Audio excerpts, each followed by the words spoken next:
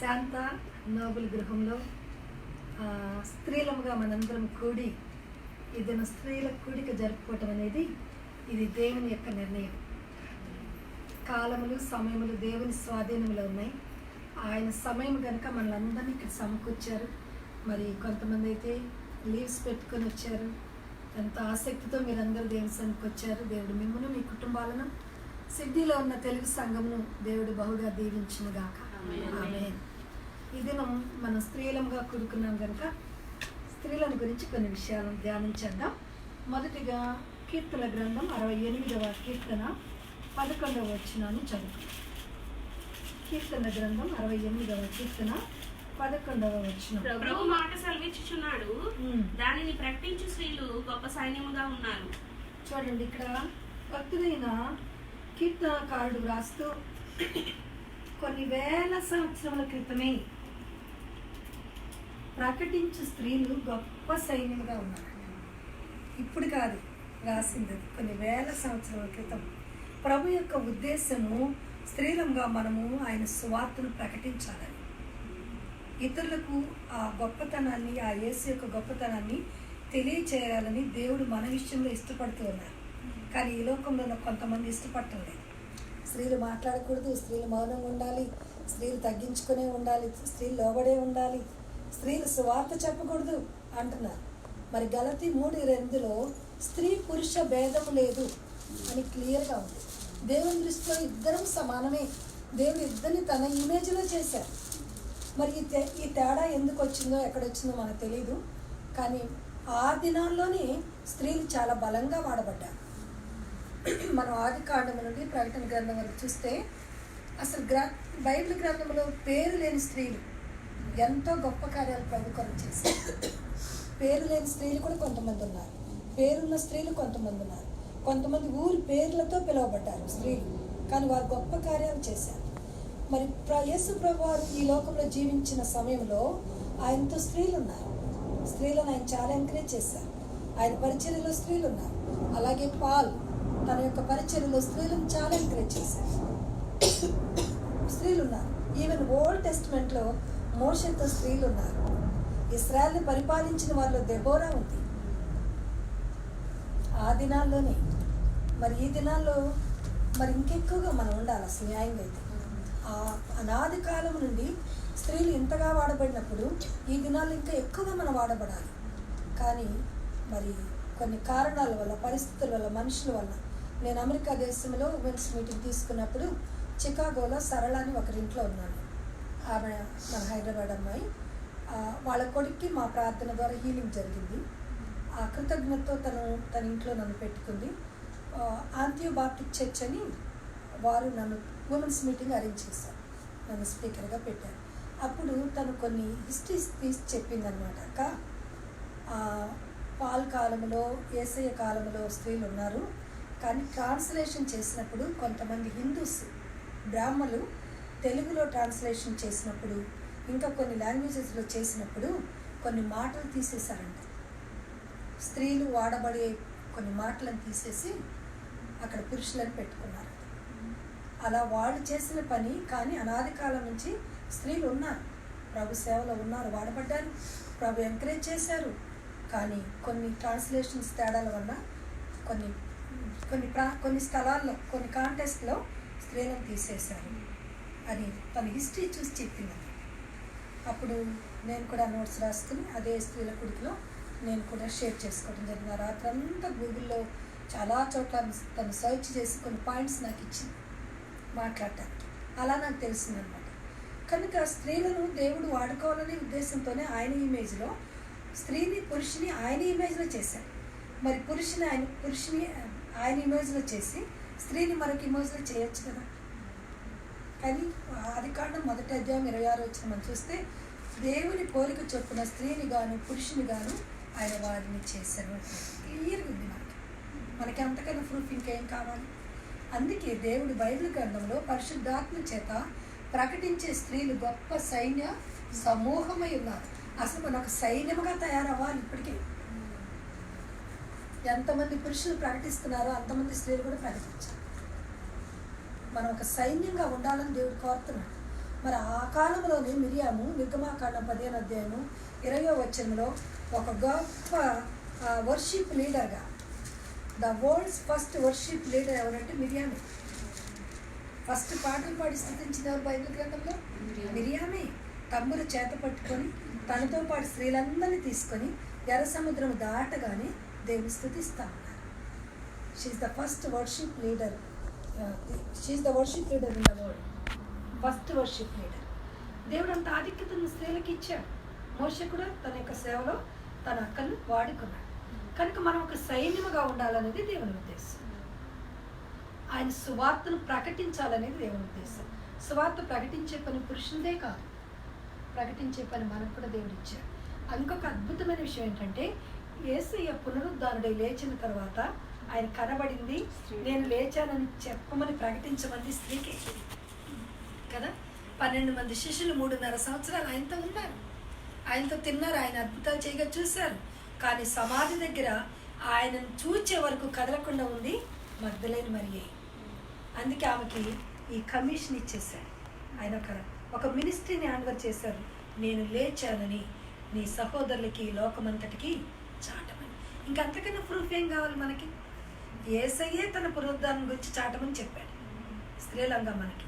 కనుక ప్రకటించే హక్కు మనకుంది, ప్రకటించాలని దేవుడు కోరుతున్నాడు. మత్తయి సువార్త 28వ అధ్యాయం 19వ వచనంలో సర్వలోకమునకు వెళ్ళి సర్వ సృష్టికి సువార్తను ప్రకటించండి అని బ్రాకెట్లో పురుషులని పెట్టలేదు. పెట్టారా? లేదు. ప్రకటించమన్నాడు. అది మనందరి పని, స్త్రీ పురుషుల పని. అది మనం ప్రకటించాలనేది దేవుని ఉద్దేశం. మరి ఇక్కడ మనం యోహాను సువార్త 4వ అధ్యాయం 4వ వచనం చూస్తే సమరయ స్త్రీ, ఆమె బావి దగ్గరికి నీళ్ళు చేదుకోవటానికి వచ్చింది. కేవలము సమరయ స్త్రీ కొరకు యేసయ్య యాకోబు బావి దగ్గరికి వచ్చారు. అది ఎన్నో మైళ్ళు ప్రయాణం చేసి ఆ ఒక్క స్త్రీని దర్శించడానికి వచ్చారు.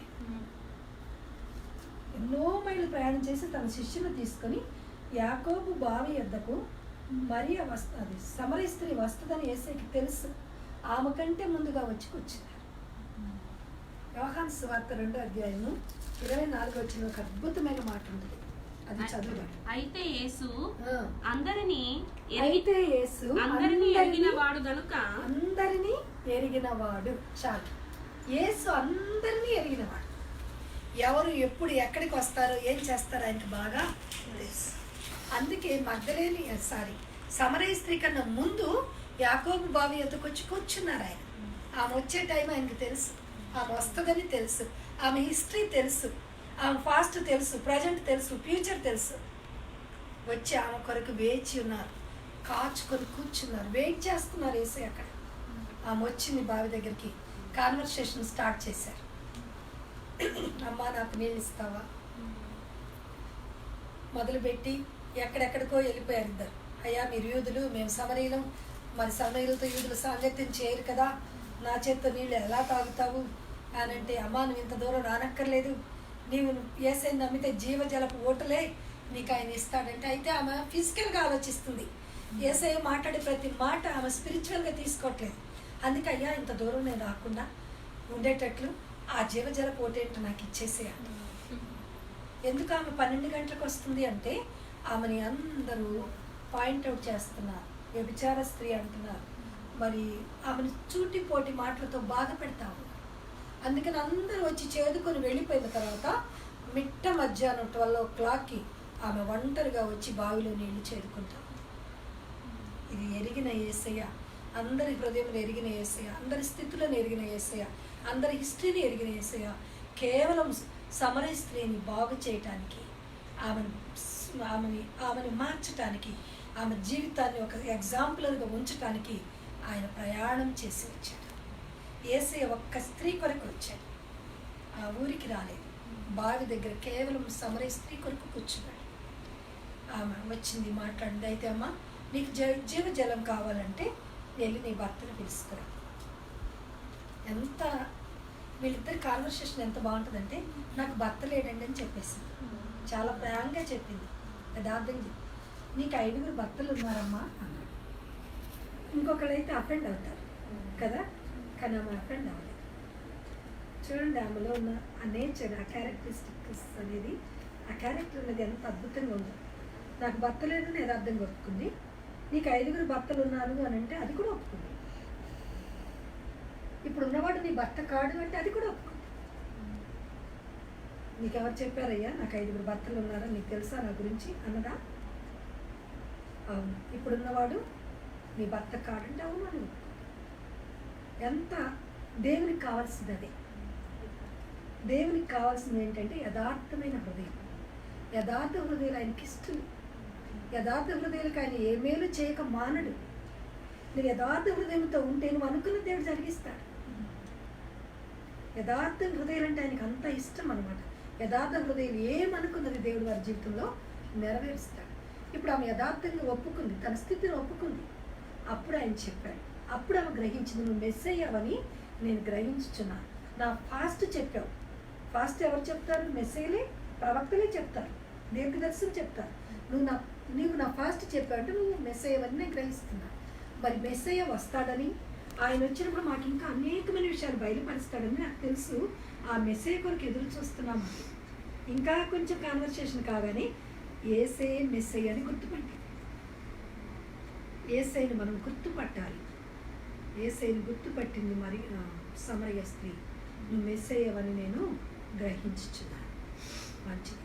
ఇప్పుడు ఆమె ఏం చేస్తుంది? ఎప్పుడైతే మెస్సయ్యను గుర్తుపట్టిందో, మెస్సయ్య అక్కడ ఊరికి వచ్చాడని తెలిసిందో, ఆ కుండను అక్కడ పడేసి ఊరిలోనికి పరిగెత్తింది. పరిగెత్తి ఎంతమందిని బతిమాలుకుందో ఏం చేసుకుందో తెలీదు, కానీ ఊరు బావి దగ్గరికి వచ్చేసారు. చూడండి ఆమె ప్రమోషన్ ఎంత బాగుందో. కాళ్ళే పట్టుకుందో, గడ్డమే పట్టుకుందో, ఏం బతిలాడిందో, నా సంగతులన్నీ చెప్పిన వాడిని చూపిస్తాను రండి. అప్పుడు వరకు ఆమెను రానివ్వట్లేదు ఊర్లోకి.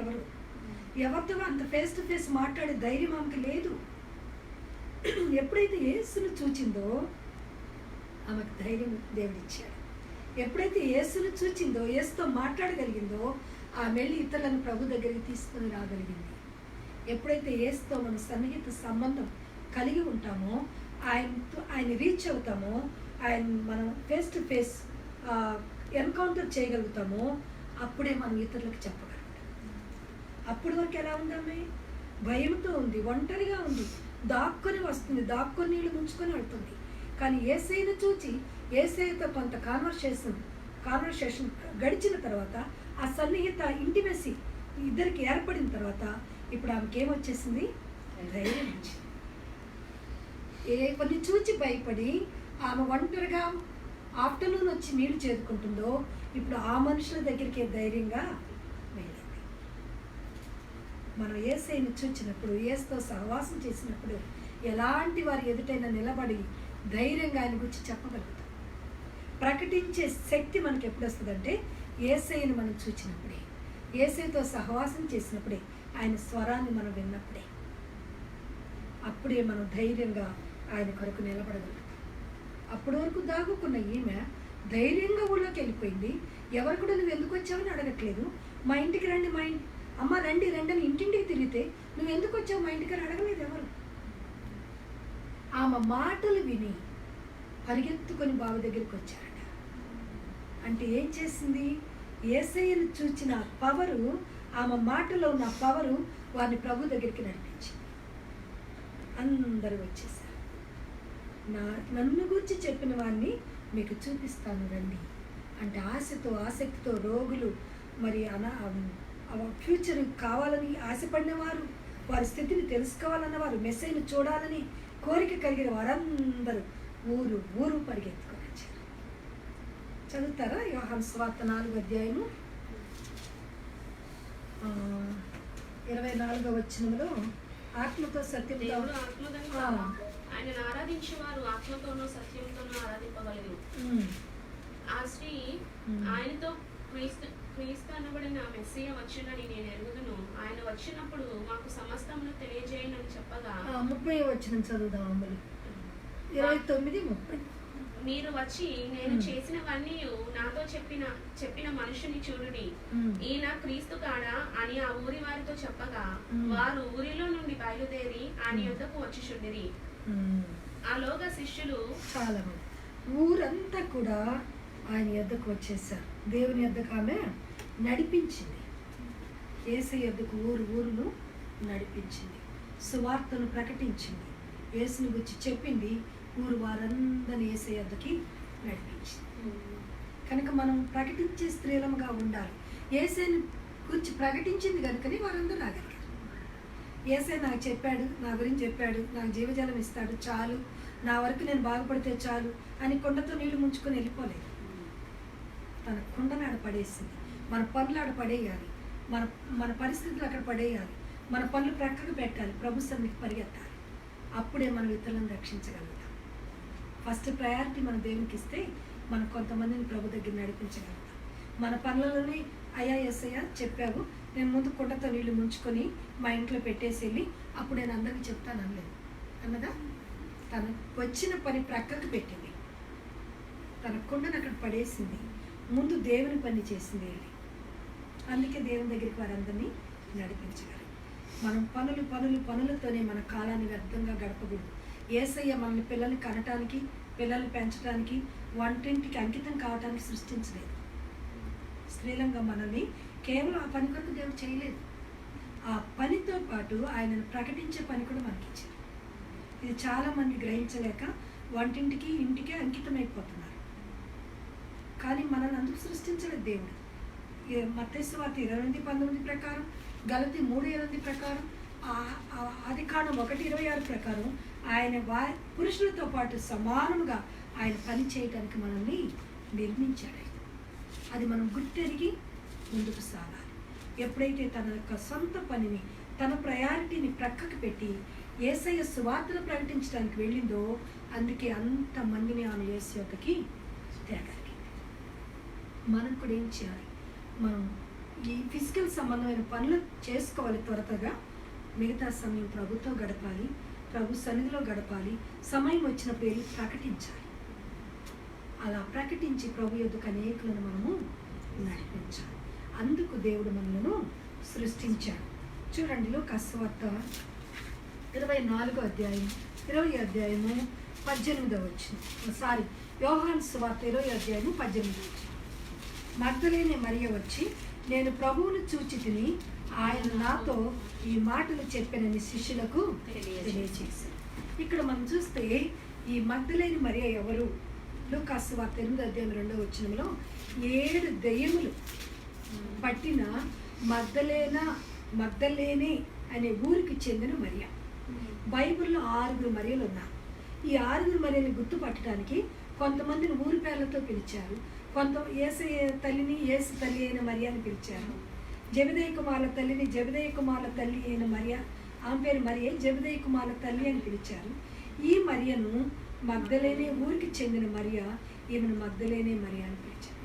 ఈమె ఎవరు అంటే 7 దయ్యముల చేత పీడింపబడుతుంది. యేసయ్య ఆమెను చూచి ముట్టి స్వస్థపరిచాడు. స్వస్థపరిచిన వెంటనే ఆమె వెనక్కి వెళ్ళిపోలేదు. ఆమె ఒక్కటే ఉండుండొచ్చు బహుశా, ఆమె ఆస్తిపర్రాలు కూడా. ఆమె ఏం చేసిందంటే యేసయ్యతో ఉండిపోయింది. ఇంకా 7 దెయ్యాలు పట్టిన మరియా మరియా మరియా అనే ఒక పేరుంది ఆమెకి. ఆ పేరుని తీసేశాడు దేవుడు.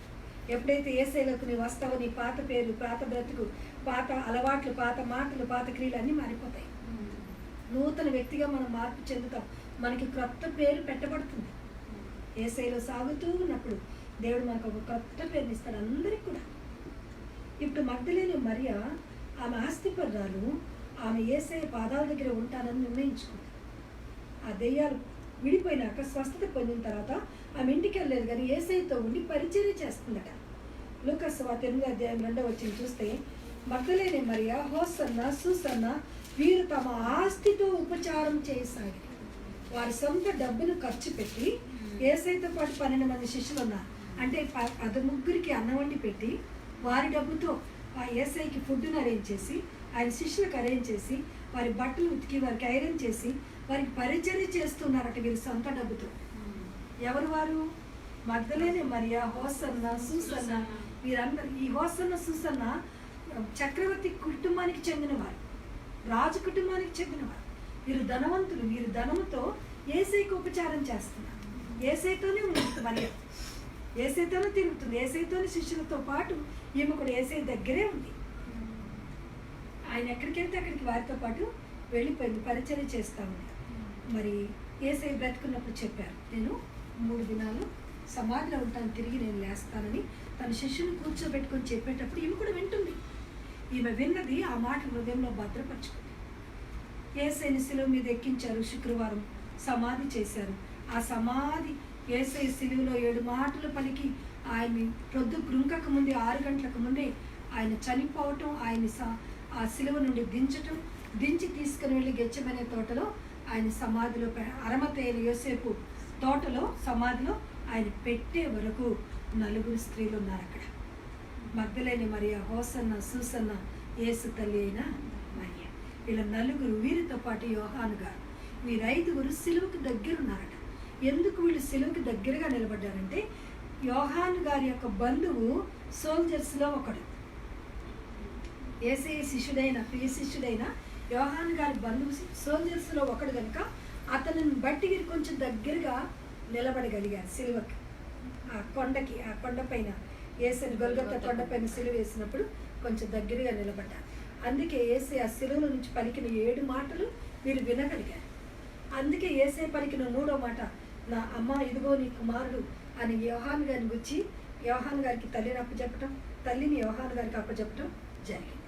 ఇది అసలు స్టోరీ. ఈ 5 అక్కడ ఉన్నారు. ఆ యూదుల ఆచార ప్రకారం శిలువ మీద ఉన్న శవాన్ని 6 గంటలకు ముందే దించేయాలి.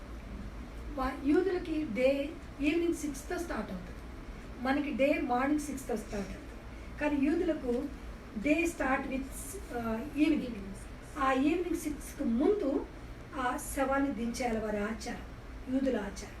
కనుక యేసయ్య 3 గంటలకే చనిపోయారు. ఆయన ఎముకలలో ఒక ఎముక విరుగుదన్న వాగ్దానం నెరవేర్చబడింది. మరి చనిపోకపోతే ఏం చేస్తారంటే సిలువ శిక్ష. ఆ దినాల్లో మనకి ఇండియాలో ఉరి శిక్ష, ఆ దినాల్లో వారికి సిలువ శిక్ష, తప్పు చేసి నేరాలు చేసిన వారికి. ఇప్పుడు చనిపోని వారిని ఏం చేస్తారంటే 6 గంటలలోపు చనిపోకపోతే వీరే కాళ్ళు ఇరగొట్టి సిలువ నుంచి దించేసి సమాధి చేస్తారు. యేసయ్య అలా ఒకరి చేతిలో చనిపోలేదు. ఆయన నేను చనిపోవటానికి వచ్చానన్నారు, నా ప్రాణాన్ని పెట్టడానికి వచ్చానన్నారు కనుక ఆయన ప్రాణాన్ని ఆయనే పెట్టారు. ఎవరైనా చంపలేదు, ఎవరు చంపకముందే ఆయన చనిపోయారు. 3ంటికే చనిపోయారు. అందుకే సమాధిని 6 గంటల ముందే శవాన్ని క్రిందకి దించాలి. చనిపోని వారిని కాళ్ళెరగొట్టి దించుతారు, చనిపోయిన వారిని 6 గంటల లోపే దించేస్తారు. చేసి 6 గంటల లోపే 3ంటికే చనిపోయారు కనుక ఆ శవాన్ని తెచ్చి అరమతయ్య యోసేపు తోటలో కొత్తగా తొలుచుకున్న ధనవంతులైన అరమతయ్య సమాధిలో పెట్టే వరకు ఈ 5 వేచారు. ఈ సమాధి అడ్రస్ను చూసుకొని అప్పుడు 4 స్త్రీలు ఇంటికి వెళ్ళిపోయారు. మరియను యోహాన్ గారు తీసుకుని వెళ్ళిపోయారు. మగ్దలేని మరియ తన ఇంటికి వెళ్ళిపోయింది. శుక్రవారం రాత్రి అయిపోయింది. ఆ రాత్రంతా యేసయ్య బ్రతుకున్నప్పుడు ఆయన మాట్లాడిన మాటలు, చేసిన అద్భుతాలు, ఆయన పలికిన మాటలన్నీ జ్ఞాపకం చేసుకొని తలపోసుకుంటూ గడిపేసింది. సాటర్డే ఉదయమే లేచి, ఆ దినాల్లో గ్రైండర్స్ లేవు కదా, సుగంధ ద్రవ్యాలు దంచుకొని ఆ పొడిని తయారు చేసుకుందట సాయంత్రం వరకు. మరి ఈజిప్ట్లో మేము చూసాం మమ్మీస్ని, వారు సుగంధ ద్రవ్యాలు పూసి 3 ఇయర్స్ వరకు బాడీని ఫ్రెష్గా ఉంచుతారు. చనిపోయిన బాడీని 3 ఇయర్స్ వరకు ఫ్రెష్గా ఉంచగలిగిన సుగంధ ద్రవ్యాలు వారి దగ్గర ఉన్నాయి. వారు ఒక ఇంటంత సమాధిని తయారు చేస్తారు. మన ఇల్లంత సమాధిని తయారు చేసుకుని దానికి మెట్లు ఉంటాయి, అక్కడ బాడీని పెడతారు. వాళ్ళు ఇష్టం వచ్చినప్పుడల్లా, జ్ఞాపకం వచ్చినప్పుడు వెళ్ళి చూసుకుంటారు. ఆ చూసుకోవడానికి ఈ సుగంధ ద్రవ్యాలు పూస్తారు. స్మెల్ రాదు, డీకంపోజ్ అవ్వదు. తర్వాత బాడీ ఫ్రెష్గా ఉంటుంది. మాట చూపు ఉండదు కానీ బాడీ ఫ్రెష్గా ఉంటుంది. అందుకని వారు అక్కడ సుగంధ ద్రవ్యాలను దంచుకొని ఈమె కూడా యేసయ్య శవానికి పూసి ఆ శవాన్ని కొన్ని దినాలు ఉంచుకోవాలి అని సాటర్డే అంతా సుగంధ ద్రవ్యాలు దంచుకొని సిద్ధం చేసుకుందంట. ఎప్పుడు తెల్లవారుతుందా, ఎప్పుడు ఆ సమాధి దగ్గరికి వెళ్ళాలా అని చీకటితోని మనం యోహాను సువార్త 20:1 చూస్తే ఆదివారం ఇంకా చీకటి ఉండగానే మగ్దలేని మరియ, మరికొందరు స్త్రీలు అనగా యేస్తలేని మరియ, మరొక మరియ, వీరు 3 కూడా సమాధి దగ్గరికి. ఫస్ట్ అయితే ఒక్క ఆమెని తీసుకుని వెళ్ళిపోతుంది మరియ. ఈ మగ్దలేని మరియ ఇంకొక మరియని తీసుకుని వెళ్తుంది అన్నమాట. చీకటితోని వీరున్న ఇంటికి ఆ సమాధికి 3 మైళ్ళు. ఇంకా చీకటి ఉండగానే వీళ్ళిద్దరు కలిసి సమాధి దగ్గరికి వెళ్ళారు. వెళ్ళే వరకు అక్కడ ఏముంది? రాయి దొర్లించబడింది, సమాధి తెరవబడింది. మరియ గుండె పగిలిపోయింది. అయ్యో నా యేసు, వంగి చూస్తే సమాధిలో యేసు లేడు. అయ్యో, నా యేసుని ఎవరో ఎత్తుకొని పోయారు. ఇప్పుడు నేనేం చేయాలి? నేను ఈ సుగంధ ద్రవ్యాలు పూసి ఆ శవాన్ని తీసుకుని వెళ్ళి ఒక 3 సంవత్సరాలు దాచుకుందాం అనుకున్నానే. ఇప్పుడు నేనేం చేయాలని అక్కడే నిలబడి ఏడుస్తూ వెంటనే నాకు ఒక థాట్ వచ్చింది, నేను వెళ్ళి శిష్యులకి చెప్పాలి అని మరలా 3 మైళ్ళు వెనక్కి 3 మైళ్ళు వచ్చింది. సమాధిలో వేసే లేడు, ఖాళీ సమాధి ఉంది. మరలా 3 మైళ్ళు నడిచి మేడగదిలో పడుకున్న పేతురు యోహానులు లేపేసింది. నేను సమాధి దగ్గరికి వెళ్ళాను, యేసు లేడు అంటే వాళ్ళిద్దరు పరిగెత్తుకొని వచ్చారు. వారికంటే ముందుగా యోహాను గారు సమాధిలోకి దిగి చూస్తున్నాడు, నిజంగా యేసు అక్కడ లేడు. పేతురు పైనుండే వంగి చూశారు, యేసు లేడన్నారు. లేడని కన్ఫర్మ్ అయింది, వెళ్ళిపోయారు. ఇంకా ఆ విషయంలో వారికి ఏమి చింతలేదు. కానీ మరియా అక్కడే నిలుచుండి ఏడ్చుచుండెను. యోహాను సువార్త 25 మనం చూస్తాం. మరి అక్కడే నిలబడి ఏడుస్తూ ఉందట. సామెతల గ్రంథం 17:17 నిజమైన స్నేహితుడు విడువక ప్రేమించడు. నిజంగా ఒక వ్యక్తిని నువ్వు ప్రేమిస్తే నువ్వు విడవకుండా ప్రేమిస్తావు. కష్టాల్లో, నష్టాల్లో, సంతోషంలో ఒకే రీతిగా ప్రేమించేవారే నిజమైన స్నేహితులు. వాళ్ళ మాటలు వీళ్ళ మాటలని మారిపోయేవారు నిజమైన స్నేహితులు కాదు. నిజమైన స్నేహితుడిగా ఆమె ప్రేమించింది కనుక యేసుని విడవకుండా ప్రేమిస్తుంది. బ్రతికి ఉన్నప్పుడు ఎలా ప్రేమించిందో చనిపోయిన తర్వాత కూడా అలాగే ప్రేమిస్తుంది. ఆమె ప్రేమలో మార్పు లేదు. పరమగీతం 8వ అధ్యాయము 6వ వచనాన్ని చదువు. ప్రేమ మరణమంత బలమైనది,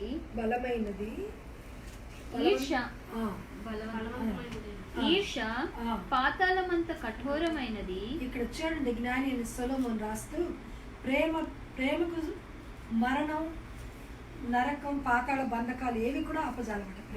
ప్రేమ అంత బలమైనది. ప్రేమ మనం కలిగి ఉంటే ఏది మనకు అడ్డుండదు, ఏం చేయడానికి అడ్డుండదు. ప్రేమ అంత బలమైనది. ఈర్ష పాతాళం అంత అగాధమైనది. ప్రేమ ఎంత బలమైనదో ఈర్ష అంత భయంకరమైనది. ఈర్ష అనగా అసూయ అనేది భయంకరమైనది. అది ఎలాంటి పనులైనా చేస్తుంది. ఒక వ్యక్తి పైన మనకు అసూయిందంటే వాడిని ఎంత దిగజార్చడానికైనా, ఎంతగా వారి గురించి చెడుగా చెప్పడానికైనా, వాడిని ఎంతగా నాశనం చేయడానికైనా సిద్ధపడతాం. అది అంతా లోతైంది, పాతాళం అంత లోతైంది. ప్రేమ బలమైనది. ఇప్పుడు మరియకున్న ప్రేమ బలమైన ప్రేమ. ఆమె ఏం చేస్తుంది? ఆ ప్రేమను బట్టి యేసుని అక్కడే నిలబడి ఏడుస్తాయా, ఆ శవాన్ని ఎవరు ఎత్తపోయారు చెప్పండి, నేను ఎత్తుకొని పోతానంట. నా యేసుని నేను ఎత్తుకొని పోతాను. ఒక స్త్రీ డీకంపోజ్ అయిన బాడీని ఎత్తుకొని వెళ్ళగలదా? బరువెక్కుతుంది కదా శవం, ఎత్తుకొని వెళ్ళగలదా? వెళ్ళలేరు. కానీ ఆమె ప్రేమ బలవంతం చేస్తుందామని. ఆ యేసుని ఎక్కడ పెట్టారో చెప్పండి, ఎక్కడికి ఎత్తుకుపోయారో చెప్పండి, నేను ఎత్తుకొని తీసుకుని వెళ్తాను. ఆ సుగంధ ద్రవ్యాన్ని నేను పూసుకొని నా దగ్గర పెట్టుకుంటాను, నా యేసు నేను చూసుకుంటాను అని అడుగుతూ ఉంది. యేసు అక్కడే ఉన్నారు, ఆయన తోటమాల అనుకుంటుంది, ఏడుస్తూ ఉంది. నా యేసుని ఎత్తుకొని వెళ్తే నాకు ఇవ్వు అని అడుగుతా ఉంది. యేసు చూశాడు. యోగ గ్రంథం 7వ అధ్యాయంలో ఒక అద్భుతమైన మాట ఉంటుంది. నీ కన్నీరు కలత చేత నీ కన్నీళ్ళు నిండినప్పుడు నీకున్న ఎదుటి వ్యక్తిని నువ్వు చూడలేవు, గ్రహించలేవు. చూడండి, యోగ గ్రంథం 7వ అధ్యాయం వచనం చూడము. ఎక్కడ 15.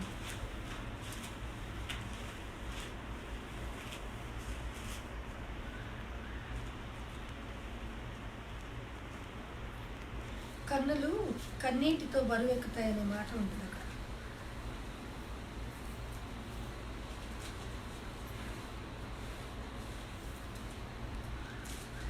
పదిహేను 7లో చూస్తారా?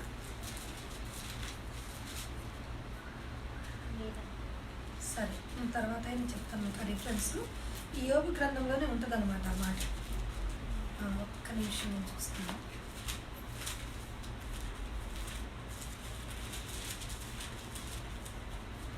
నీ కన్నులు ఎలా ఎర్రబారుచున్నవి కాదమ్మలు. యోబు 17:7.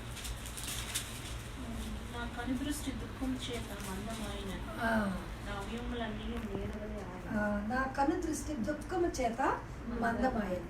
ఇప్పుడు కన్నీళ్లతో మరియ కన్ను నిండున్నాయి కనుక ఏసై పక్కనే ఉన్నా ఏసై నన్ను గుర్తుపట్టలేకపోయింది, తోటమారి అనుకుంటుంది. అప్పుడు ఏసై ఇంకా ఆమె కన్నీళ్ళను చూచి ఆయన ఇంకా ఆగలేకపోయారు. మరియా అంటుంది. ఈ పిలుపు నా ఏసు తప్ప నన్ను ఎవరు పిలవరే? అందరు 7 దెయ్యాలు పట్టిన మరియా అంటారు కదా, నా ఏసయ్య నన్ను హృదయపూర్వకంగా మరియా అని పిలుస్తారు. మరి యోహాను సువార్త 10వ అధ్యాయంలో మనం చూస్తాం, నా గొర్రెలు నా స్వరము గుర్తుపట్టును 10:10లో మనం చూస్తాం. ఇప్పుడు ఏసయ్య అలా పిలిచాడు కనుక ఆయన స్వరం విన్న ఈ గొర్రె ఆయనను గుర్తుపట్టి, నా గొర్రెలు నా స్వరమును గుర్తుపట్టును వినును కనుక ఇప్పుడు గుర్తుపట్టింది మరియా. నా ఏసయ్య తప్ప నన్ను ఇలా పిలిచేవారు లేరు. వెంటనే రబ్బుని అంటారు, బోధకుడా అని గుర్తుపట్టింది. అప్పుడు బోధకుడా అని పిలుస్తుంది.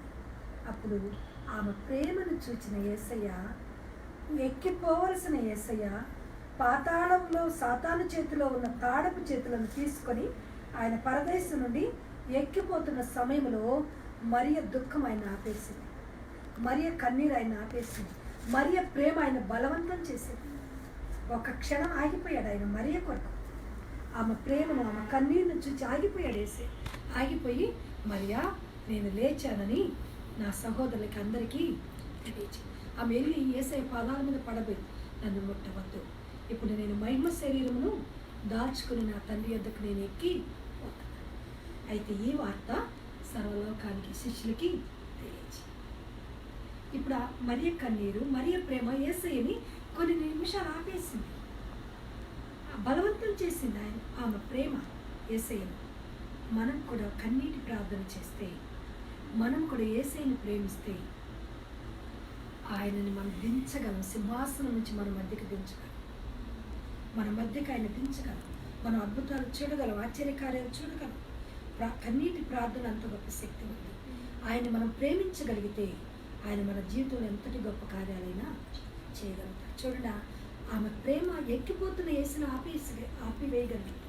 అలాగే మన ప్రార్థన సింహాసనం నుండి ఆయన క్రిందకి దించగలుగుతుంది. మరియా అలా యేసయ్యని చూడగలిగింది, ఆయన స్వరాన్ని వినగలిగింది కనుక ఈ దినాన పునరుద్ధారుడైన యేసుని ప్రకటిస్తుంది. సమరయ స్త్రీ యేసయ్యని చూచింది, ఆయన స్వరాన్ని వింది, ఊరి వారందరికీ సువార్తను ప్రకటించింది.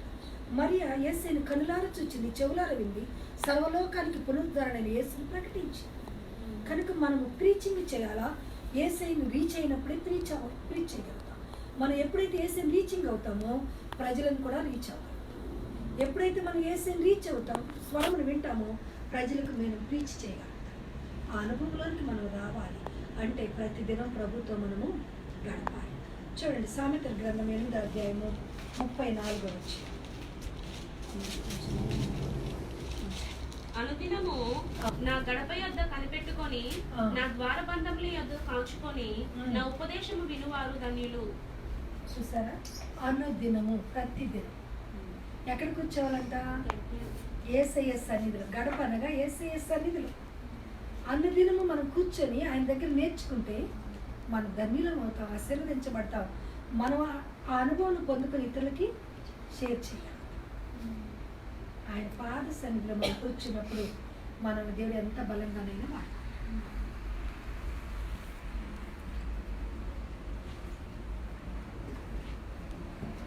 కనుక మనం ప్రకటించేవారిగా ఉండాలని ప్రభు కోరుతున్నాడు. రెండో విషయాన్ని చూద్దాం, ఎందుకు ప్రకటించాలి అంటే ఇక్కడ ఒక అద్భుతమైన మాట ఉంది. సామెతల గ్రంథం 24వ అధ్యాయం 11వ వచనం. చావునకై పట్టబడిన వారిని నీవు తప్పించుము, నాశనమందు పడుటకు జోగుచున్న వారిని నీవు రక్షింపవా. ఎందుకు మనం ప్రకటించాలి? అనేక మంది దినానికి ఎన్నో లక్షల మంది నరకాన్ని పడుతున్నారు, ఎన్నో లక్షల మంది పుడుతున్నారు, ఎంతోమంది ఆ నరకాగ్నికి సిద్ధపడుతున్నారు. చావునకు సిద్ధపడిన వారిని రక్షించవలసిన బాధ్యత రక్షించబడిన మనది. అవునా? మనం రక్షించబడ్డాం, మనం ఇతరులను రక్షించాలి. ఎంతోమంది చావు నరకానికి వెళ్తున్నారు, వారిని తప్పించాలి. నాశనముకు జోగుచున్న వారిని నువ్వు రక్షింపవా? Question mark. అంటే నువ్వు రక్షించుకున్న నిర్లక్ష్యం ఉంటావా? నీకు ఆ బాధ్యత లేదా, భారం లేదా? రక్షించబడిన మన భారం, మన బాధ్యత ఏంటి? ఇతరులను కూడా ప్రభులోకి నడిపించాలి. ఎందుకు? నశించిన ఆత్మలు ఎన్నో, అవి ప్రతిదినం నరకానికి వెళ్ళిపోతున్నాయి. వాటి విషయంలో దేవుడు మనల్ని లెక్క అడుగుతాడు. కనుక మనం రక్షించవలసిన బాధ్యత మన పైన ఉంది. అందుకు మనం సువార్తను ప్రకటించాలి. ఇంకా సామెతలు 24:12 కూడా చూస్తే, ఈ సంగతి మాకు తెలియదని నీవు అనుకుని ఎడల హృదయములను శోధించువాడు నీ మాటను గ్రహించును కదా, నిన్ను కనిపెట్టువాడు దానిని ఎరుగును కదా. మనల్ని కనిపెడుతున్నాడు దేవుడు. ఆయన అంటున్నాడు, ఈ సంగతి నాకు తెలియదు, ఇది నా పని కాదు, ఇది పాస్టర్ గారి పని, ఇది నా పని కాదు అని నువ్వు తప్పించుకుంటున్నావేమో. నీ హృదయం దేవునికి తెలియదా? హృదయమును, అంతరంగమును పరిశోధించే దేవుడు కదా మన దేవుడు. మనం ఒకరు తప్పించుకుని ఎస్కేప్ అయి తిరుగుతున్నామేమో ఆయన పని చేయకుండా. చేయాల్సిన బాధ్యత మన పైన ఉన్నా చేయకుండా మనం ఎస్కేప్ అవుతున్నామేమో. ఆ విషయంలో దేవుడు అంటున్నాడు, దేవుడు నిన్ను చూస్తూ ఉన్నాడు, ఆయన నిన్ను గ్రహిస్తూ ఉన్నాడు, ఆయన నిన్ను కనిపెడుతున్నాడు. మన హృదయ ఆలోచన ఆయనకి తెలుసు కదా. ఆయన ఒక దినాన మనం లెక్క అడుగుతాడు. ఆయన అంటున్నాడు, ప్రకటన గ్రంథం 22:12 ప్రతి వారి జీతాన్ని పట్టుకొని నేను వస్తున్నాను, వారి వారి క్రియలు చొప్పున ప్రతి వారికి ఇచ్చుటకు జీతం నా యొద్ద ఉన్నది. మనం పని చేస్తేనే కదా జీతం ఇస్తాం. ఇక్కడ మీరు అందరూ పని చేస్తున్నారు, గీత, సీమ, ఇంకెవరు జాబ్ హోల్డర్స్, చంద్రిక, ఇంకెవరు. మరి మీరు అందరూ మేము ఇంట్లోనే కూర్చుంటాం, మా శాలరీ పంపిస్తారా? మనం పని చేస్తేనే మనకి కంపెనీ మనకు జీతం ఇస్తుంది కదా. అలాగే యేసయ్య కూడా ఆయన పని మనకు చేస్తే ఆయన మనకు జీతం ఇస్తాడు. ఆయన మన జీతాన్ని పట్టుకొని వస్తున్నాడంట. ఆయన రాకడ దినాన్ని నేనేం పని చేయకుండా కూర్చొని, ప్రభా నాకు కూడా జీతం ఇవ్వ అంటే ప్రభు ఇస్తాడా? ఏది నీ పని చూపించు, నీ పనికి తగిన జీతాన్ని నేను ఇస్తాను. ప్రతి వారు చేసిన పనికి తగిన జీతం నా దగ్గర ఉంది, నేను పట్టుకొని వస్తున్నాను, అప్పుడు మీకు ఇస్తాను దాన్ని. అందుకే ఆయన పని చేయాలి. ఏ పని ఆయన పని చేయడానికి ఇంక సమయం లేదు, కనీసం ప్రార్థనలో చేయాలి. అది కూడా పని, ప్రభు పనులలో ఒక పని. మనం కూర్చొని మనం ప్రీచ్ చేయలేము, ఎక్కడికి వెళ్ళలేము, కానీ ప్రార్థన అయినా మనం చేయాలి. కూర్చొని అనేకులు నశించిపోతున్న ఆత్మల కొరకు, మన చుట్టుప్రక్కల వారి కొరకు, దేశాల కొరకు మనం ప్రార్థన చేస్తే అది కూడా పని. దానికి కూడా ఆయన జీతం తీసుకొని వస్తారు. నైజీరియా దేశంలో ఒక్క స్త్రీ ఒక 9 సంవత్సరాలు ఒక్కటే మోకాళ్ళ మీద ఉండి నా దేశాన్ని రక్షించమని ప్రార్థన చేసిందట. 10 ఏళ్ల తర్వాత చిన్నగా అక్కడ సువార్త ప్రకటించబడింది, అనేకులు రక్షించబడ్డారు. ఈ దినాల ఆ దేశం రక్షించబడింది. ఒక్క స్త్రీ ప్రార్థన. అనేక దినాలుగా ఒక్కటే ఇంట్లో కూర్చొని ఆ దేశాన్ని రక్షించమని ప్రార్థన చేస్తే దేవుడు ఆ ప్రార్థన విని అద్భుతం జరిగించి ఆ దేశాన్ని దేవుడు ఒక్కొక్కరిని సువార్తకుని పంపి రక్షించాడు. కనీసం మనం అదైనా చేయాలి. మనం ఆ పనైనా చేయకపోతే మనకు జీతం ప్రభు ఎవరు? ఆయన జీతం పట్టుకొని వస్తున్నారు. కనుక మనం చేయగలిగింది మనము చేయాలి. అదే అంటున్నాడు, ఈ సంగతి నాకు తెలియదు, ఇది నా పని కాదు అని నువ్వు కూర్చుంటే నేను నిన్ను లెక్క అడుగుతాను అంటున్నాడు. అందుకు మనం సువార్తను ప్రకటించి అనేకులను ప్రభు దగ్గరికి నడిపించాలి. మొదటిది ప్రకటించే స్త్రీలముగా మనం ఉండాలి. రెండవది ప్రార్థించే స్త్రీలముగా మనం ఉండాలి. చూడండి, 1 సమూయేలు గ్రంథం 1వ అధ్యాయం 10వ వచనంలో అన్న బహు దుఃఖాక్రాంతురాలై దేవుని సన్నిధిలో 1వ అధ్యాయం 15వ వచనంలో ఆత్మను కృమ్మరించి ప్రార్థన చేస్తున్నట్టు మనం ప్రేయింగ్ ఉమెన్గా ఉండాలి. మనం ప్రీచింగ్ ఉమెన్గా ఉండాలి. ప్రీచింగ్ ఉమెన్గా మనం ఉండలేనప్పుడు కనీసం ప్రేయింగ్ ఉమెన్గానైనా మనం ఉండాలి. అన్న ఏం చేసింది? తనకు ఒక కొదువు ఉంది. ఆ కొదువును కొట్టివేసుకోవటానికి 10 ఏళ్ల తర్వాత వెళ్ళి చాలా పట్టుదలతో ప్రార్థన చేసింది. అద్భుతం జరిగింది, కుమారుని పొందుకుంది. ఎలా ప్రార్థించింది? తన ఆత్మను కుమ్మరించి ప్రార్థన. 10 ఏళ్ళు వెళ్ళింది షిలోహు మందిరానికి, కానీ నామినల్గా వెళ్ళింది, నామినల్గా వచ్చింది. అందుకే ఆమెకు అద్భుతం జరగలేదు. భర్త ఓదారుస్తున్నాడు, ఆ ఓదార్పులు ఆమె ఆనందిస్తుంది. 10 years ఇలా అయిపోయాయి. రియలైజ్ అయింది, అయ్యో నా సైట్ బిడ్డలు పెరిగారు, పెద్దవారు అవుతున్నారు, నేను ఇంకా ఇలాగే ఉన్నాను, నా భర్త 10 మంది కుమారుల కంటే నేను శ్రేష్టం కాదని నన్ను ఓదారుస్తుంటే ఆమె ఈజీగా తీసుకుంది కనుకనే ఆమె ప్రార్థన చేయలేకపోయింది. ఎప్పుడైతే రియలైజేషన్ వచ్చిందో అప్పుడు పట్టుదలతో ప్రార్థన చేసింది. 11th ఇయర్ వెళ్ళింది కానీ ఫాస్టింగ్ ఉంది. 11th ఇయర్ వెళ్ళింది, ఆ పండుగలో పాలు పంపులు పొందలేదు. ముందే భర్తకి చెప్పేసింది, నేను వస్తాను, నేను భోజనం చేయను, ఆ యొక్క దహన బల్లో పాలు పంపులు పొందను, కానీ నేను నా దేవుని సన్నిధిలో గడుపుతానని ముందే చెప్పుకొని వచ్చి కింద వారందరూ మరి మాంసం వధించి వండుకొని తిని సంతోషిస్తుంటే ఈమె మందిరంలోనికి వెళ్ళి ఆత్మను కృమ్మరించి ప్రార్థన చేస్తుంది. చేసి చేసి పెయింట్ అయిపోయింది, అక్కడ పడిపోయింది. యాజకుడు వచ్చాడు, ఏలి అడుగుతున్నాడమ్మా, ఏంటి ద్రాక్షరసం తాగి మత్తురాలు? అయ్యా అదేమి చేయలేదు నాయన, నా ఆత్మను కుమ్మరించుకుని నా దేవుని సన్నిధిలో ప్రార్థన చేస్తాను. వెంటనే ఏలి ప్రవచించాడమ్మా, మరలా వచ్చి ఈ దినానికి నీ కవిట్లో కుమారుడు ఉంటాడు. ఎప్పుడైతే మనం పట్టుదలతో హృదయాన్ని కుమ్మరించి ప్రార్థన చేస్తామో, కన్నీటితో ప్రార్థన చేస్తామో, దేవుడు వెంటనే మనకి జవాబిస్తాడు. చూడండి 145వ కీర్తన 18వ వచనం 19వ వచనం. 145వ కీర్తన. తనకు మొరపెట్టు వారికి అందరికీ, తనకు మొరపెట్టు వారందరికీ, తనకు నిజముగా మొరపెట్టి వారికి అందరికీ, తనకు నిజముగా మొరపెట్టు వారందరికీ యెహోవా సమీపంగా ఉన్నాడు. చూడండి, యెహోవా సమీపంగా. ఆమె నిజంగా మొరపెట్టింది. ఎంతవరకు 10 years వచ్చింది కానీ నిజంగా మొరపెట్టలేదు. పెదవులతో మొరపెట్టి వెళ్ళిపోయింది. ఇప్పుడు హృదయాన్ని కుమ్మరించి మొరపెట్టింది, అద్భుతం చేయండి. ఆయన నిజంగా మొరపెట్టే వారికి సమీపముగా ఉంటాడు. ఇప్పుడు నిజంగా మొరపెట్టింది కనుక సమీపంగా ఉన్నాడు. దేవుడు వాగ్దానం ఇచ్చాడు, కుమారుని ఇచ్చాడు, కుమారుని పొందుకుంది.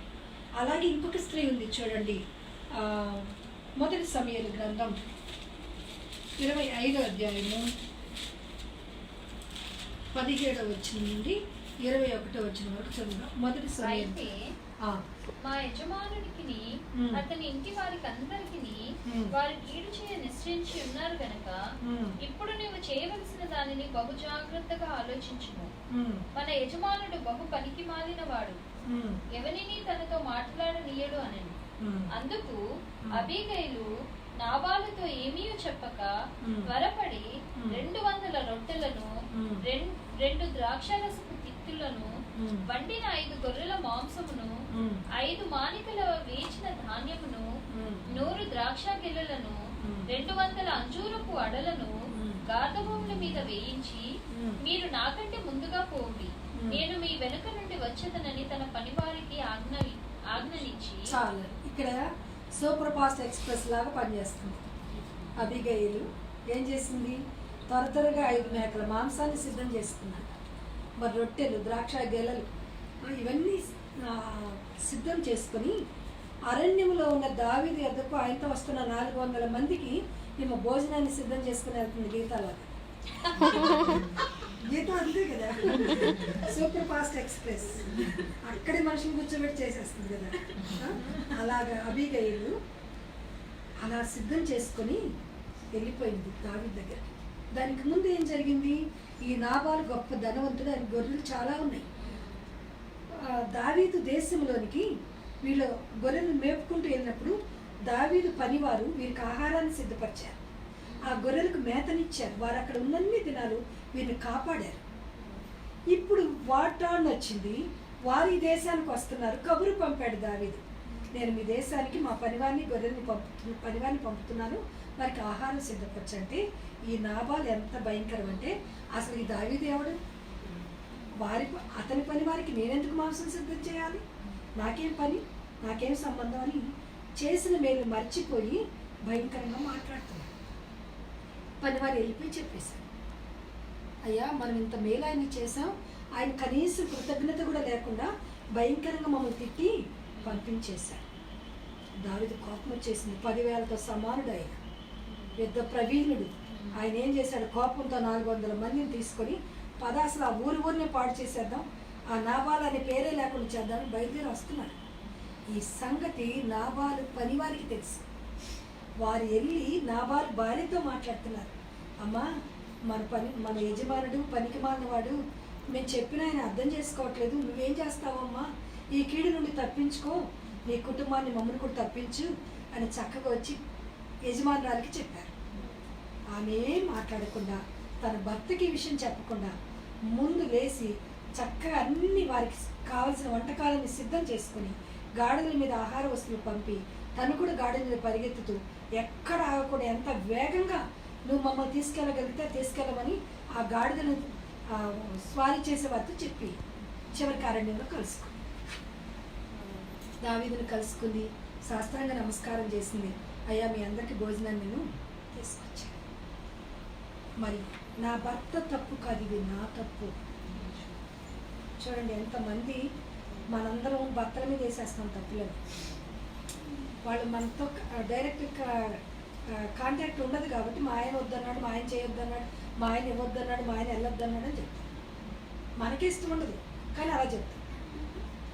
కానీ ఇక్కడ ఈ స్త్రీ అంత సుబుద్ధి గల స్త్రీ. అందుకే 25వ అధ్యాయం మొదటి వచనంలో ఉంటుంది, ఆమె అందమైన స్త్రీ, సుబుద్ధి కలిగిన స్త్రీ.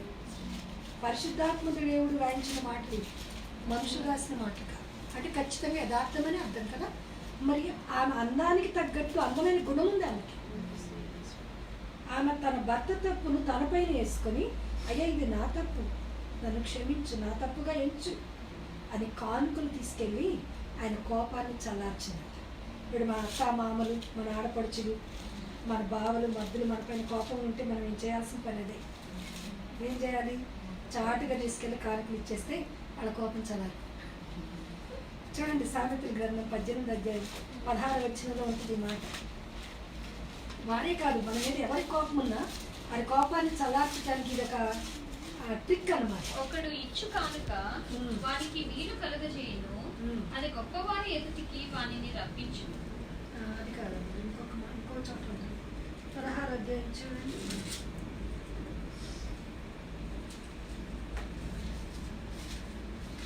చాటునిచ్చు కానుక కోపం చల్లార్చిన క్లియర్గా ఉంటుంది.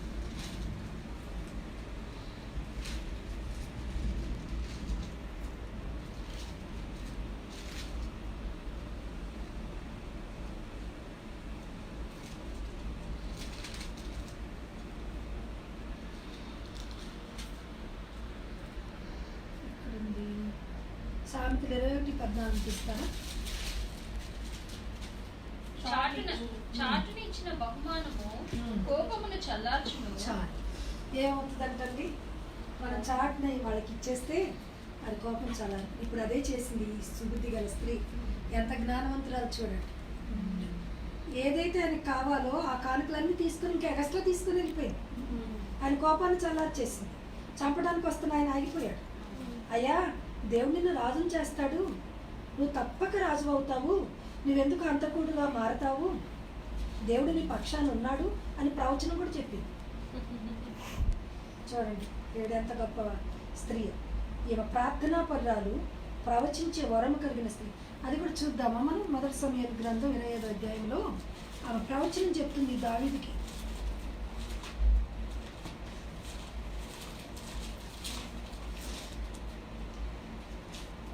ఈ 31వ వచనం చూద్దాం.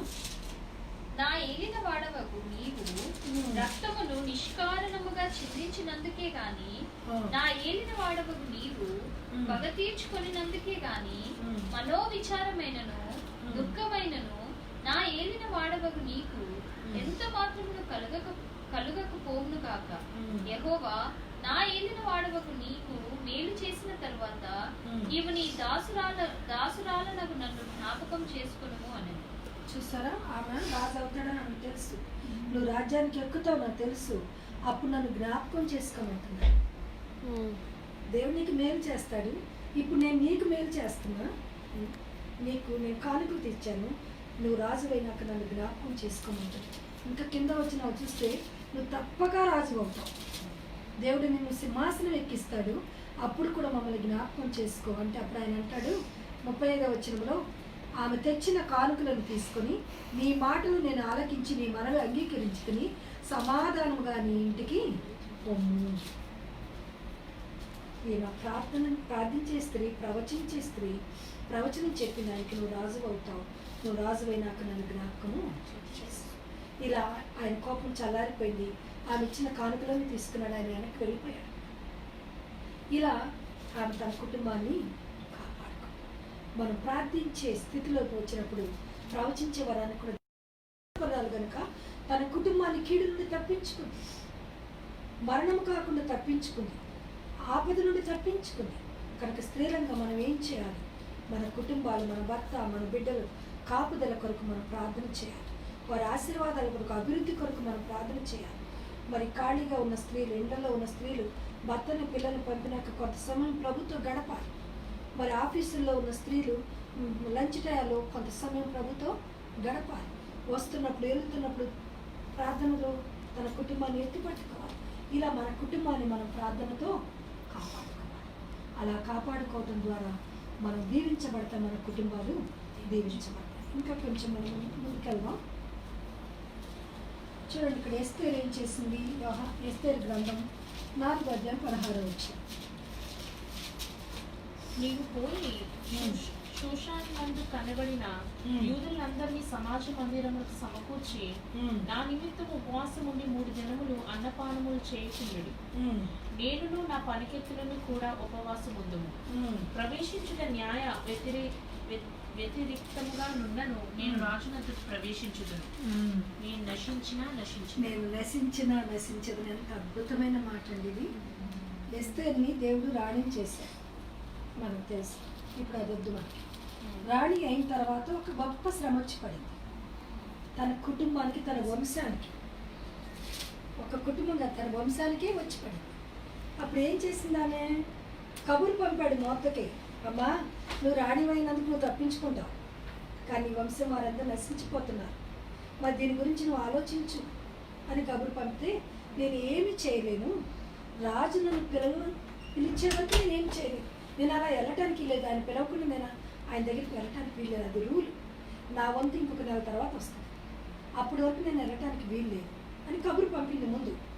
మరలా పంపాడు మొత్తకి, ఓహో నువ్వు రాణివైనందుకు తప్పించుకుంటున్నానని సంతోషిస్తున్నావేమో, రాణిగా నువ్వు తప్పించుకుంటున్నావు, నీవు నాకు సహాయం చేయకపోతే మరొక దిక్కు నుండి దేవుడు నాకు సహాయం చేస్తాడు, కానీ నీవు ఆ ఛాన్స్ను పోగొట్టుకుంటావేమో, ఆశీర్వాదాన్ని పోగొట్టుకుంటావేమో, ఒకసారి ఆలోచించని మరలా కబురు పంపాడు. అప్పుడు ఆమె ఆ వర్డ్, ఆ సెంటిమెంట్ వర్డ్ ఆమెకు పనిచేసింది. వెంటనే నిజమే, సరే రాజాగ్నికి వ్యతిరేకంగా ఉన్నా నేను రాజును కలుస్తాను, వెళ్ళి ఈ విన్నపం చేస్తాను, కానీ మనం దానికి ముందు ఒక పని చేద్దాం. నీవు వెళ్ళి సమాజ మందిరంలో అందరినీ సమకూర్చి, యూదులను సమకూర్చి నువ్వు ఫాస్టింగ్ ప్రేయర్ చేయి. ఇక్కడ నేను నా చెలికత్తెలతో అంతఃపురంలో నేను ఫాస్టింగ్ ప్రేయర్ చేస్తాను. 3 దినాలు నేను అన్నపానాలు పుచ్చుకోవచ్చు, మీరు కూడా పుచ్చుకోవద్దు, కఠిన ఉపవాస ప్రార్థన చేద్దాం. ఆ తర్వాత రాజాగ్నికి వ్యతిరేకంగా వెళ్తాను, ఒకవేళ నన్ను చంపేస్తే చంపేయండి, బ్రతికిస్తే బ్రతికించాలి, ఇది నా డిసిషన్ అని తన డిటర్మినేషన్ తెలియచేసింది మొత్తకి. అలాగే 3 దినాలు ఉపవాసం ఉంది, అన్నపానాలు పుచ్చుకోకుండా ఉంది. 3 దినాలైనాక ఎస్తేరు గ్రంథం 5:3 రాజు దగ్గరికి వెళ్ళిపోతుందండి. అన్ని రాజ ఆభరణాలు ధరించుకొని ఆమె అంతఃపురంలో నుండి బయటికి రాగానే దూరం నుండే అశ్వరేషు రాజు చూసి ఈయన ఎదురెళ్ళాడట. ప్రార్థనలో ఉన్న గొప్ప సంగతి అదే. ప్రార్థన అసాధ్యమైన కార్యాలను సాధ్యం చేస్తుంది, ప్రార్థన పరిస్థితులను తల్లక్రిందులు చేస్తుంది. ఇప్పుడు ఆయనే ఎదురెళ్ళాడు, ఆమె వెళ్ళాలి ఆయన దగ్గరికి. వెళ్ళాక ఎందుకు వచ్చావని ఆయన అడగాలి, కానీ ఇక్కడ అంతా ఉల్టా జరిగింది. ఈయన ఆమె దగ్గరికి వెళ్ళి, రాణి నీకేం కావాలి, నా రాజ్యంలో సగమైనా నీకు ఇస్తాను, నీకేం కావాలి చెప్పని ఆమె అడగకుండా అన్నీ ఈయన చెప్పేస్తున్నాడు. అదే ప్రార్థనలో ఉన్న శక్తి. మనం అడగకుండానే దేవుడు అన్ని కార్యాలు చేస్తాడు. అంటే ఆమె అంటుంది, నాకేం వద్దండి, మీ రాజ్యంలో సగం వద్దు, మీరు మా ఇంటికి భోజనానికి వస్తే చాలు. రాజుగారిని, హామాన్ గారిని భోజనాన్ని పిలవటానికి ఈవిడ 3 దినాలు భోజనం మానేసింది. 3 దినాలు ఈమె ఫాస్టింగ్ ప్రేయర్ చేసి వారిని భోజనానికి పిలుస్తుంటే వాళ్ళు వెంటనే వచ్చేస్తారు. ఆమె ఫాస్టింగ్ ప్రేయర్ చేయకపోతే రాజు నేను వస్తానని చెప్పడు. అసాధ్యమైన కార్యాలు మన జీవితంలో సాధ్యం కావాలి అంటే మనం ఉపవాస ప్రార్థన చేయాల్సిందే. ఆమె ఉపవాస ప్రార్థన చేసి వెళ్ళింది కనుక అన్నీ ఈజీగా అయిపోతున్నాయి. ఈజీగా 3 దినాలు ఫాస్టింగ్ చేసింది, రాజుగారిని భోజనానికి పిలువతారు. ఆయన వెంటనే ఒప్పుకున్నాడు, మీతో పాటు మీ మంత్రి ఆమాన్ని కూడా తీసుకురమ్మని. వెంటనే ఆమాన్కి రాజు ఆ విషయం చెప్పాడు. ఆమాన్ కాళ్ళు ఎగరేసుకుంటే సంతోషపడ్డాడు. అమ్మో, రాజుతో పాటు నన్ను పిలిచిందా, ఈక్వల్గా నన్ను కూడా పిలిచింది అని సంతోషపడ్డాడు. వెళ్ళిపోయాడు. ఈమె ఎంత రెడ్ హ్యాండెడ్గా శత్రువుని రాజుకి అప్పచెప్పిందంటే చక్కగా విందు చేసింది, భోజనం పెట్టింది, రెండో రోజు కూడా రమ్మని అడిగింది, రెండో రోజు కూడా వెళ్ళారు. మరలా అడుగుతున్నాడు రాజు, అమ్మ నీ కోరిక ఏమిటి, నీకేం కావాలి? అయ్యా నా కోరిక ఏం లేదు, నువ్వు హాయిగా సుఖంగా ఉన్నావా రాజు? ఎలా ఉంటానండి, నా ప్రజలందరూ నశించిపోతుంటే నేను ఎలా సంతోషంగా ఉండగలను అంది. నీ ప్రజల నశించిపోవటమా, ఎందుకు, ఏం జరిగిందండి? ఏం జరిగింది? ఇదిగో నా ప్రజలందరూ నశింప చేయాలని తాకీదులు పంపాడు కదా ఈ హామాను. రెడ్ హ్యాండెడ్గా ఆయన ముందు పట్టించి చాటుగా చెప్పుంటే స్టోరీ మార్చేవాడు హామాను. అందుకే డైరెక్ట్గా ఆయన ముందే చెప్పేసి, ఇదిగో ఇతను నా ప్రజలు నశింప చేయడానికి తాకీదులు తయారు చేశాడు, మీరు స్టాంపు కూడా వేశారు, అది ఆల్రెడీ బయలుదేరి వెళ్ళిపోయారు కూడా నా ప్రజలను చంపడానికి. అవునా అని కంగారు అయిపోయాడు రాజు. తన స్టాంపు పడిందంటే ఖచ్చితంగా అమలైపోతుంది. తన రాజవంగపు ముద్ర వేశారు దాని మీద, కాబట్టి ఈయన కూడా యాక్సెప్ట్ చేసినట్టు లెక్క. అయితే రాజు చేసిన పని ఏంటంటే అది స్టేటస్ చదవకుండా సైన్ పెట్టేసి, అప్పటికి తనకు తెలియదు, అంటే అంత గుడ్డిగా నమ్మాడు హామాను. అప్పుడు ఈయన వణికిపోతూ షాక్ అయిపోయి అలాగే నిలబడిపోయాడు. అమ్మో రాజు నాకు ఏదో చేసేటట్టున్నాడని ఆయన అలా ఇప్పుడు ఏం చేయాలో అర్థం కాక కన్ఫ్యూజన్లో షాక్లో ఉండి వరండాలో పోయి నిలబడ్డాడు. రాజు ఆలోచిస్తున్నాడు, ఏంటి నేను ఇంతగా నమ్మాను హామాన్ని, ఇతనేంటి ఇంత పని చేశాడు అని ఆలోచిస్తుండగానే ఈ హామాన్ వెళ్ళిపోయి కాళ్ళ మీద పడి, రాణి కాళ్ళ మీద పడిపోయి బతిమాలుకున్నాడు, ప్రాణభిక్ష పెట్టున్నాడు. ఆ దృశ్యం ఆయన వరండా నుంచి లోపలికి వచ్చేందుకు మరొకలా కనబడింది. అంటే దేవుడు తలుచుకుంటే పరిస్థితులను, దృశ్యాలు కూడా మార్చాడు. ఎలా కనబడింది? బలవంతం చేస్తున్నట్టు కనబడింది. నిజంగా బలవంతం చేయటం లేదు. ఇప్పుడు అతన్ని వధించాలంటే ఆయనకు అలా కనబడాలి అంతే. కనబడేవారికి ఆయన కోపం అధికమైంది. నేనుండగా నా కళ్ళ ముందే నారాయణని బలవంతం చేస్తున్నాడా? ఆ ప్రజలు నశించడానికి ఇంత పని చేశాడు, ఇప్పుడు ఈ పని కూడా చేస్తున్నాడా? ఎక్కడ భటులు అన్నాడు. అందరు పరిగెత్తుకొని వచ్చారు. అయ్యా ఈయన మొర్దెకైని చంపడానికి తన ఇంట్లో 50 అడుగుల ఉరిగి కొయ్యను ఏర్పాటు చేసి వచ్చాడు. ఈయన కేవలం యూదుల మీద పగపట్టాడు, ఆయనకు నమస్కారం చేయలేదని, వీరందరినీ చంపాలని ఆయన ఆలోచించాడని మొత్తం హిస్టరీ చెప్పేసి, ఓహో నాకు తెలియకుండానే ఇంత కుట్ర జరిగిపోతుందా? నా భార్య పక్షాన, నా భార్య ప్రజలను, నా భార్య ఎడల, నా భార్య చిన్న అన్న ఎడల ఇంత పగపట్టాడా? ఇతన్ని తీసుకెళ్ళి అదే కొయ్య పైన ఉంది. ఏ మోతకై కొరకైతే సిద్ధం చేసి ఓ భార్యతో బిడ్డలతో ప్రగల్భాలు పలికి రాణి నన్నే భోజనాన్ని పిలిచింది, నన్నే ప్రేమిస్తుంది, రాత్రి ఈక్వల్గా నన్ను పిలిచింది, ఇదిగో ఇప్పుడు ఆ కొయ్య పైన వాడిని నేను విరితీస్తాను అని ప్రగల్భాలు పలికి వచ్చిన అతను మరుక్షణంలో అదే కొయ్య పైన తన ఇంటిలో తన ప్రజల ముందే, తన భార్య బిడ్డల ముందే ఉరి తీయబడ్డాడు. తాను తవ్వుకున్న గోతిలో తానే అడిగాడు. కీర్తన గ్రంథం 7:15 మనం చూస్తాం. కనుక యథార్థవంతులకు, పరిశుద్ధులకు, భక్తులైన వారికి కీడు చేయాలని మనం చూస్తే ఆ కీడు మనపైకే వచ్చుకోవాలి. ఎప్పుడు కూడా మనకి మేలు చేసిన వారికి కీడు చేయకూడదు. దేవుని బిడ్డలైన వారి జోలికి మనం పోకూడదు. దేవుడు అంటున్నాడు, నా బిడ్డలు ముట్టుకుంటే నా కనుగుడ్డును ముట్టుకుంటాడు. దేవుని బిడ్డలకు వ్యతిరేకంగా కీడు చేయకూడదు, దేవుని బిడ్డలకు వ్యతిరేకంగా మాట్లాడకూడదు, దేవుని బిడ్డలకు వ్యతిరేకంగా పన్నాగాలు మనం పనితే ఆ కీడు మన నెత్తి మీదకే వస్తుంది. మొర్దెకై, ఎస్తేరు నిర్దోషులు, వారు దేవుని యందు నిష్ఠ కలిగి ఉపవాసం నుండి ప్రార్థన చేస్తున్నారు. వారి కీడు చేయాలని చూసిన వ్యక్తి ఆ కీడులో ప్రార్థన పరిస్థితులను మార్చింది, ప్రార్థన పరిస్థితులను తలకిందులు చేసింది, ప్రార్థన శత్రువుల చేతుల నుండి విడిపించింది, ప్రార్థన జయమునిచ్చింది. ప్రార్థన తన ప్రజలకు, ఎస్తేరు సొంత ప్రజలందరినీ రక్షించింది ప్రార్థనతో. కనుక మనం కూడా ఏం చేయాలి? ప్రార్థనతో మన సొంత వాళ్ళని రక్షించుకోవచ్చు, ప్రార్థనతో మన శత్రువులను జయించవచ్చు, ప్రార్థనతో పరిస్థితులను తలకిందులు చేయవచ్చు. ప్రార్థనకు అసాధ్యమైంది ఏది లేదు. రాజు మారిపోయాడు, రాజు ఎదురెళ్ళిపోయాడు, రాజు సగం రాజ్యం ఇస్తానంటున్నాడు. రాజు ఎదుటనే రెడ్ హ్యాండెడ్గా శత్రువు దొరికిపోయాడు. మరు క్షణంలో రాజు వెంటనే తాకీదులు పంపి పరిగెత్తుతున్న అశ్వాలన్నింటిని ఆపివేసి యూదులు ఎవ్వరిని చంపడానికి వీల్లేదని ఆజ్ఞను వెంటనే జారీ చేసి, మరి వేగంగా పరిగెత్తే గుర్రాలను సిద్ధం చేసి ఆ తాకీదులను ఆపివేసి ఎవ్వరు చనిపోకుండా ఒక్క క్షణంలో ఇవన్నీ కూడా జరిగిపోయాయి. ఎవ్వరు చనిపోకుండా ఆపగలిగారు. ఇవన్నీ ఎలా సాధ్యమయ్యాయి? కేవలం ప్రార్థన. కేవలం ప్రార్థనతో ఇవన్నీ సాధ్యమయ్యాయి. ఆపేశారు. అంత ఆగిపోలేదు. రాజు ఏం చేశాడు? ఆ హామాను ఇంటిని ఎస్తేరుకి ఇచ్చాడు. ఇంకా అంతటితో ఆగిపోయిందా? ఎస్తేరు తృప్తి పడిందా? లేదు. మా యూదులు పూరీం పండుగ జరుపుకోవాలి ప్రతి సంవత్సరం, కనుక రాజా నీ రాజ్యాంగ చట్టంలో ఇది లిఖించాలి అని చెప్పి. చూడండి, ఆమె అంతటితో ఆగిపోలేదు. అంతటితో తృప్తి పడలేదు. తన ప్రజలు రక్షించుకున్నాను తృప్తి పడలేదు. జనరేషన్స్ టు జనరేషన్ యూదులు ఎవరో, యూదుల దేవుడు ఎవరో అన్ని జనరేషన్స్కి తెలియాలి. అన్ని జనరేషన్స్ దేవుని స్తుతించాలి. మాతో ఇది ఆగిపోకూడదు. క్లోజ్ అవ్వకూడదు. ఇది నెక్స్ట్ జనరేషన్ కూడా తెలియాలి. కనుక మేము ఒక పండుగను చేసుకోవాలి. పూరిం అనే పండుగను ఏర్పాటు చేసుకొని అబీబ్ నెలలో 14th, 15th 1 వీక్, 14th నుంచి మిడిల్ ఆఫ్ ద వీక్ నుండి 1 వీక్ మేము పండుగను జరుపుకోవాలి.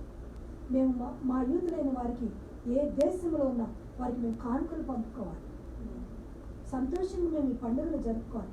మా దేవుడు 120 సంస్థానాలలో ఉన్న యూదులను రక్షించాడు, కాపాడాడు మరణం కాకుండా. కనుక ఇది మాకు గొప్ప దినం, శుభదినం, పండుగ దినం అని రాజ్యాంగ చట్టంలోనే ఎక్కించేసి ఆమె అక్కడితో ఆగిపోవాలి. నెక్స్ట్ జనరేషన్ కూడా దృష్టిలో పెట్టుకొని ఆ జనరేషన్ కూడా దేవుని స్తుతించేటట్టుగా ఆమె ప్లాన్ చేసింది. కనుక మనం కూడా ఏం చేయాలి? మనం ప్రార్థించేవారిగా ఉండాలి. మన బిడ్డలను ప్రార్థించేవారిగా చేయాలి.